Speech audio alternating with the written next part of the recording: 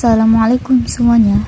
Perkenalkan, saya Zefa Melina Farhani, mahasiswi Universitas Islam Riau, Fakultas Psikologi, ingin menerangkan kepada teman-teman semua tentang hal yang sangat penting dalam kehidupan kita, adalah kesadaran kita.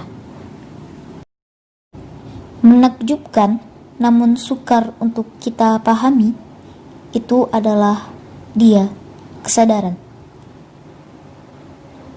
Ilmu tentang kesadaran ini bisa kita kaitkan dengan aspek hidup yang menarik namun sulit untuk kita pahami, di mana kesadaran ini telah menarik minat para psikolog selama berabad-abad hingga kini, dan menyimpulkan satu alasan yang bagus: kesadaran merupakan bagian yang penting dari banyak sekali pengalaman manusia. Kesadaran memiliki 5 tingkat keawasan, yakni kesadaran tingkat tinggi, kesadaran tingkat rendah, kesadaran terubah, keawasan bawah sadar, dan tidak ada keawasan. Sekarang, kita akan membahas hal-hal yang berhubungan dengan kesadaran kita. Yang pertama adalah tidur dan mimpi. Dari sini muncul pertanyaan, mengapa kita butuh tidur? Tidur adalah suatu aktivitas untuk mengembalikan kondisi tubuh dan beradaptasi dengan pertumbuhan dan ingatan. Oleh karena itu, seluruh makhluk membutuhkan tidur. Tidur juga menguntungkan bagi pertumbuhan fisik dan meningkatkan perkembangan otak pada bayi dan anak.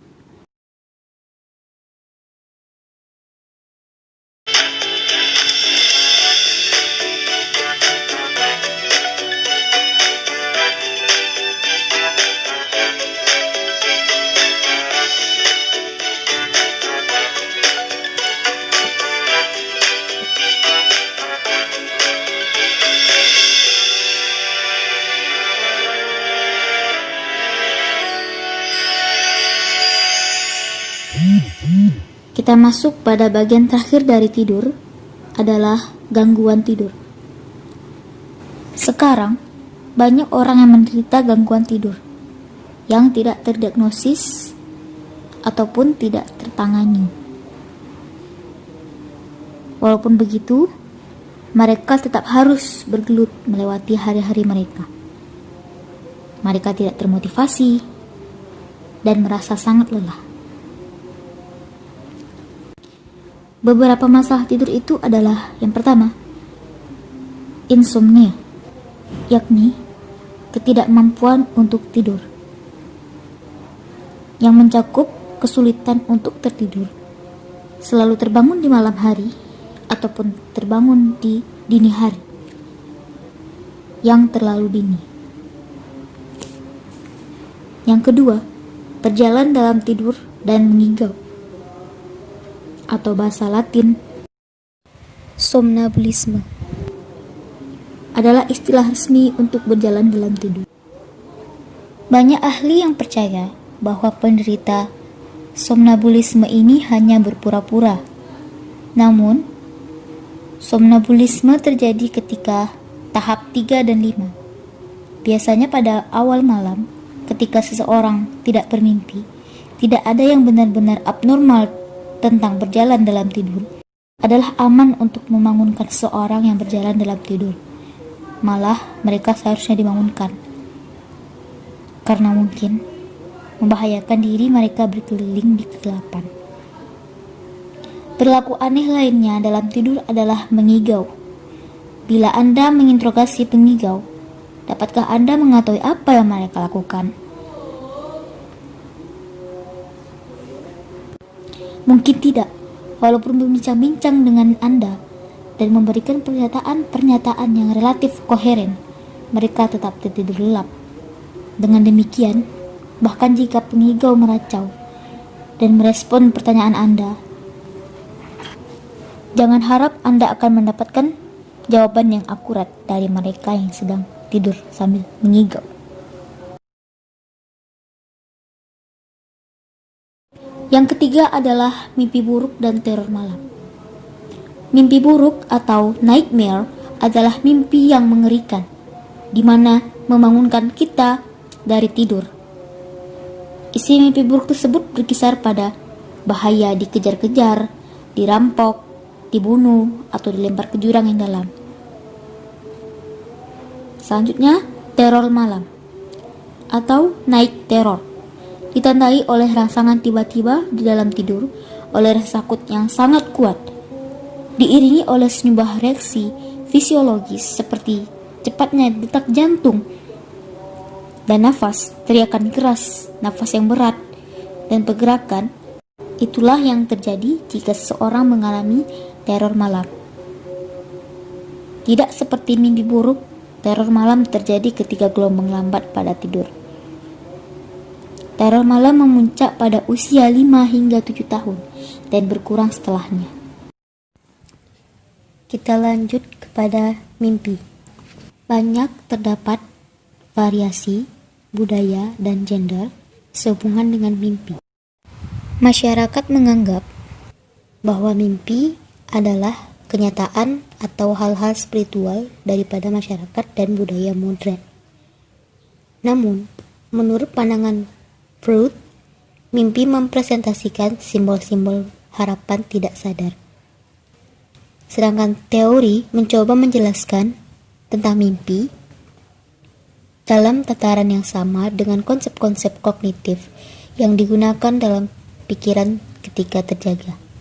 Menurut pandangan ini, mimpi mungkin menjadi area untuk memecahkan masalah dan berpikir kreatif. Lanjut kepada pembahasan kedua, hipnotis. Hipnotis juga berhubungan dengan kesadaran kita.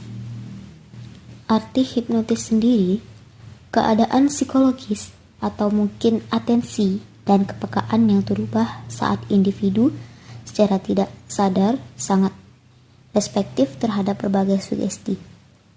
Karena hipnotis berbeda dengan tidur, seperti yang telah dikonfirmasi oleh rekaman EEG, hipnotis melibatkan gangguan 4 langkah dasar, dimulai dengan meminimalkan gangguan dan membuat seseorang merasa nyaman, dan diakhiri dengan penghipnotis mensugesti peristiwa atau perasaan tertentu yang dia tahu akan terjadi atau mengamati sedang terjadi.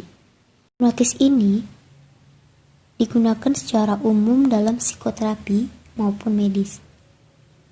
Hipnotis juga telah populer di Eropa sebagai pendamping anestesia yang lebih standar. Lanjut kepada pembahasan kita yang ketiga, obat-obat psikoaktif. Sebelum kita mengetahui jenis-jenis obat dari psikoaktif, kita perlu mengetahui apa itu obat psikoaktif. Obat psikoaktif adalah zat yang bertindak pada sistem saraf untuk mengubah kesadaran, memodifikasi persepsi, dan mengubah suasana hati. Langsung saja kita masuk pembahasan mengenai obat-obat psikoaktif. Depresan. Depresan merupakan obat psikoaktif yang memperlambat aktivitas mental dan fisik, seperti alkohol, barbiturat, penenang, dan opiat. Selanjutnya, nikotin. Ini adalah bahan psikoaktif utama dari semua bentuk rokok, dengan atau tanpa tembakau. Obat psikoaktif yang ketiga, kokain. Kokain merupakan obat ilegal yang berasal dari tanaman koka dari Bolivia dan Peru. Selama berabad-abad, warga Bolivia dan Peru telah mengunyah daunnya sebagai bahan untuk meningkatkan stamina. Namun umumnya kokain juga dapat dihisap melalui hidung atau disuntik dalam bentuk kristal maupun bubuk. Obat psikoaktif yang keempat, marijuana. Obat berbentuk daun atau tanaman bunga, Cannabis sativa, yang dikeringkan. Berasal dari Asia Tengah, namun sekarang telah ditanam hampir seluruh pelosok dunia. Dari tanaman ini akan berbentuk ekstrak seperti ganja atau hasis, dengan bahan aktifnya adalah THC. Jika menggunakan obat tersebut terus-menerus, akan menghasilkan ketergantungan fisik yang akan menyebabkan kecanduan berlebihan. Kita masuk pada pembahasan terakhir dari materi kali ini adalah meditasi. Meditasi sangat bermanfaat untuk membantu kita mengelola masalah hidup, yang memberi kita refleksi serta ketenangan.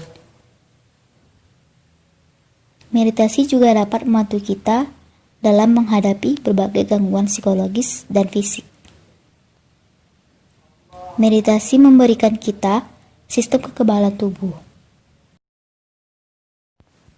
Baiklah teman-teman, sekian penjelasan dari saya. Saya akhiri dengan Assalamualaikum warahmatullahi wabarakatuh.